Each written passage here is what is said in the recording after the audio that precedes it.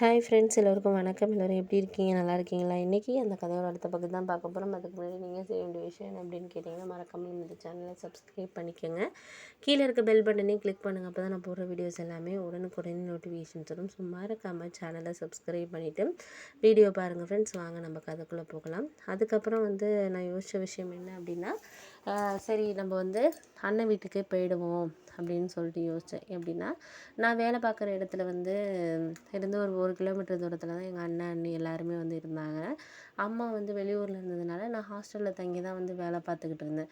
அப்போ 1 வருஷத்துக்கு முன்னாடியே அண்ணன் இந்த வேலைக்கு வரப்பே சொன்னார், நாங்கள் தான் இருக்கிற வீட்டுக்கு மேலே மாடியில் ரூம் ஒன்று வெக்கேட்டில் தான்டா இருக்குது, யாரும் இல்லை அதில், யாரோ ஒரு பேச்சுலர் பசங்க தான் இருந்தாங்க, இப்போ யாருமே இல்லை, 2000 தான் அதுக்கு வாடகை, அதை கூட நானே பே பண்ணிக்கிறேன், நீ இங்கே இருந்தான்னா ஒரு காலையிலே நான் வேலைக்கு போகிறது கொஞ்சம் சீக்கிரமாக போகிறதுனால பிள்ளைங்களை அழைச்சிட்டு விடலாம், அவங்க அண்ணியும் வேலைக்கு போகிறதுனால கொஞ்சம் கஷ்டமாக இருக்குது, நீ அதை பார்த்துக்கலாம்ல, நீ தான் நைட் ஷிஃப்ட் போகிற, அதுக்கப்புறம் காலையில் மட்டும் கொண்டு விட்டேன்னா கூட ஈவினிங் அண்ணி அழைச்சிட்டு வந்துடுவா அப்படின்னு. அண்ணன் எவ்வளோ சொல்லி பார்த்தாரு. அம்மா கூட சொன்னாங்க, இது மாதிரி நீ அண்ணனுக்கு ஹெல்ப்பாக இருந்தா, ஏன்னா அம்மாவும் அப்பாவும் ஊரில் விவசாயம் பார்க்குறதுனால அவங்களால இங்கே தங்கியிருக்க முடியாத காரணத்தினால என்ன நீ இங்கே போய் அண்ணனோட இருக்கலாம் அப்படின்னாங்க. ஆனால் நான் நம்ம ரூமில் இருந்தால் தான் ஹாப்பி, அங்கெல்லாம் போனால் தேவையில்லாத பிரச்சனை அப்படிங்கிறதுனால நான் அவாய்ட் பண்ணிவிட்டு, இல்லை நான் இங்கேயே இருக்கிறேன், இங்கே தான் ஆஃபீஸ்லேருந்து கிட்டக்க இருக்குது அப்படி இப்படின்னு சொல்லிவிட்டு நான் அவங்களுக்கு சில ரீசன் சொல்லி வேணாம் அப்படிங்கிற மாதிரி அவாய்ட் பண்ணேன். அதுக்கப்புறம் ஹோட்டலில் சாப்பிட சாப்பிட என்னாச்சுன்னா, சில சமயங்களில் நானே சமைச்சு சாப்பிடுவேன் ரூமில் இருக்க பசங்களோட, சில சமயங்களில் காலையிலலாம் ஹோட்டலில் சாப்பிட்றது, டிஃபனு நைட்டு சாப்பிட்றது, இந்த மாதிரி இருந்துச்சு. இது மாதிரி இருந்தோடனே என்னாச்சுன்னா, எனக்கு ஒரு 6-7 மாதம் வரைக்கும் கொஞ்சம் நல்லா தான் போயிட்டு இருந்த மாதிரி இருந்துச்சு. அப்புறம் பார்த்திங்கன்னா, வயிறில் கொஞ்சம் இது மாதிரி எப்படி சொல்கிறது, ஒரு அல்சர் மாதிரி ஃபார்ம் ஆகிடுச்சு. ஒரு வயிறு புண்ணாகிறது, அதுக்கப்புறம் எது சாப்பிட்டாலும் செரிக்காமல் இருக்கிறது, இந்த மாதிரி விஷயங்கள்லாம் ஆகிட்டு இருந்துச்சு. இதை நினச்சதுக்கப்புறம் எனக்கு என்ன தோண ஆரம்பிச்சிட்டுனா, சரி நம்ம உடம்பு ஏதோ முடியாமல் போக போகுது அப்படிங்கிற மாதிரி எனக்கு ஒரு மனசுக்குள்ளே இதாக இருந்துச்சு. சரி அப்படின்னு சொல்லிட்டு நானும் என்ன பண்ணேன்னா, அதுக்கப்புறம் அம்மா கிட்ட இது மாதிரி எனக்கு முடியலம்மா அப்படின்னு சொல்லிட்டு சுத்தமாக முடியாமல் இருந்துச்சு. ஆஃபீஸ்லாம் லீவ் போட்டு ஊருக்கு கிளம்பி போயிட்டேன். ஊருக்கு கிளம்பி போனோன்னா இங்கே அம்மா ஹாஸ்பிட்டல்லாம் அழைச்சிட்டு போய் பார்த்ததுக்கப்புறம் தான் ரொம்ப வயிறு புண்ணாக இருக்குது, ஏதோ ஹோட்டலில் நிறைய சாப்பிடுவார் போல இருக்குது, அதனால தான் புண்ணாயிட்டு, இனிமேலாம் சாப்பிட சொல்லாதீங்க, அதுக்கப்புறம் ரொம்ப கஷ்டமாயிடும் அப்படிங்கிற மாதிரி டாக்டர்ஸ் மாத்திரை இதெல்லாம் எழுதி கொடுத்துட்டு அந்த மாதிரி சொல்லிட்டாங்க. சொன்னதுக்கப்புறம் எனக்கு என்னென்னா, அம்மாவுக்கு பேச ஆரம்பிச்சிட்டாங்க. நான் அப்பயே சொன்னேன், அண்ணன் வீட்டிலேருந்து போயிருந்தா வீட்டு சாப்பாடு சாப்பிட்டுக்கிட்டு இருந்திருக்கலாம், அண்ணனும் உனக்கு எல்லாம் பண்ணியிருப்பான் செஞ்சுருப்பான், நீ ஏன் இப்படி போயிட்டு அங்கேருந்து 1 கிலோமீட்டர் தானே, அங்கே அண்ணன் வீட்டிலேருந்து போகிறதுல என்ன இருக்குது அப்படின்னு சொல்லிட்டு சொன்னோன்னே, பைக்கெல்லாம் தான் அவன் வச்சுருக்கான், 2 பைக் வச்சுருக்கான், ஒரு பைக்கை எடுத்துகிட்டு நீ போக வேண்டியதானே, நீ இப்போயே இப்படி பண்ணுறிய அப்படி இப்படின்னு சொல்லிட்டு எங்கள் அம்மா பேச ஆரம்பிச்சிட்டாங்க. அதுக்கப்புறம் தான் எனக்கு கொஞ்சம்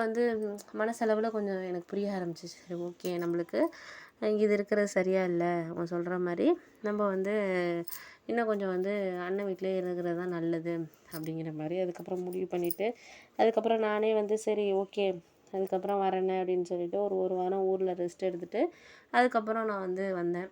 அண்ணன் வீட்டில் போனதுக்கப்புறம் அண்ணன் வீட்டில் காலையில் மட்டும் நைட் ஷிஃப்ட் வேலைக்கு 8 மணிக்கு போனேன்னா மறுநாள் காலையில் 5 மணிக்கெலாம் வந்துடுவேன். வந்துட்டு கொஞ்சம் ஃப்ரெஷ்ஷாகி டீ குடிச்சிட்டு அதுக்கப்புறம் பிள்ளைங்கள மட்டும் ஸ்கூலில் விட்டுட்டு தூங்க ஆரம்பிச்சிடுவேன். அண்ணி சமைச்சு வச்சுட்டு போயிருப்பாங்க.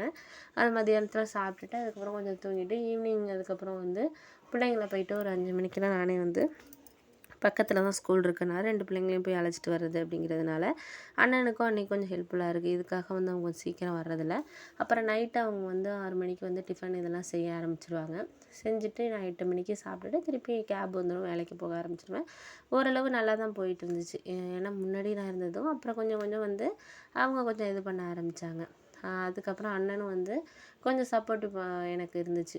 ஏன்னா அவங்க ஏதாச்சும் ஒரு ஹெல்ப்பு வேலை விஷயமா ஏதாச்சும் அவனும் எங்கள் சிவில் ரிலேட்டடாக வேலை பார்க்குற வச்சு ஏதாச்சும் ப்ராஜெக்ட் அந்த மாதிரினா அவன்கிட்டயே நான் ஏதாச்சும் டவுட் கேட்பேன். அவன் என் கம்பெனியில் வேலை பார்த்து தான் அதுக்கப்புறம் ஒரு 5 இயர்ஸ் கழித்து வேறு கம்பெனிக்கு மாறி இப்போ நல்ல பொசிஷனில் இருக்கான். அதே மாதிரி நானும் அவன்கிட்டேருந்து நிறைய விஷயங்கள் கற்றுக்கிட்டேன்னா எனக்கு கொஞ்சம் எக்ஸ்பீரியன்ஸாக இருக்கும் அப்படிங்கிறதுனால நிறைய ப்ராஜெக்ட்டுக்கெல்லாம் அவன் ஹெல்ப் பண்ண ஆரம்பித்தான். அண்ணி நிறைய அந்த எழுதி கொடுக்குறது ப்ராஜெக்ட் அவங்க நல்லா சிஸ்டம் ஒர்க்கு செய்கிறதுனால அவங்க எல்லாமே பார்த்துக்கிட்டாங்க.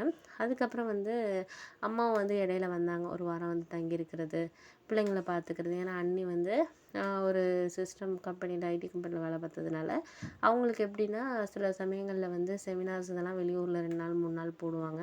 அப்படி இருக்க டயத்தில் அண்ணன் லீவ் போட்டுட்டு அவங்களோட போயிட்டு வருவாங்க. ஏன்னா தனியாக போக முடியாது அப்படிங்கிறதுனால. அப்போ குழந்தைங்களெல்லாம் பார்த்துக்கிறதுக்கு அம்மா தான் ஊர்லேருந்து வருவாங்க. அப்போ வந்து கொஞ்சம் ஹாப்பியாக தான் இருந்துச்சு. அப்போ தான் நான் ஃபீல் பண்ணேன். இப்போ ஓரளவு எனக்கு ஏதாச்சும் டவுட்ஸ் இருந்தாலும் அண்ணன்கிட்ட கேட்டுக்கிட்டு இருந்தேன். இப்போ சாப்பாடு பிரச்சனையும் இல்லை. ஓரளவு வாங்குகிற சம்பளம் கிட்டத்தட்ட ஒரு 15,000 16,000 வாங்கினாலும் என்னோட பெட்ரோல் செலவு இதெல்லாம் போக மீதி ஒரு 13,000 14,000 எனக்கு சேவிங்ஸில் தான் இருந்துச்சு. அம்மா அப்பா வந்து அவங்க வந்து கேட்க மாட்டாங்க. ஏன் அப்படின்னா அவங்க விவசாயத்தில் வர்றது, அதுக்கப்புறம் பால் மாடு இருக்குது, அதெல்லாம் வச்சுட்டு அவங்க வந்து குடும்பத்தை பார்த்துக்குவாங்க. அவங்க 2 பேருக்குள்ள உள்ள ஆகிற செலவை. அண்ணனும் வந்து மாதம் ஏதாச்சும் ஒரு 4,000 5,000 அப்படி அனுப்புவார் அம்மா அப்பாவுக்கு. இது நல்லா போயிட்டு இருந்துச்சு. இதுக்கப்புறம் என்ன நடந்துச்சுன்னு சொல்கிறேன்.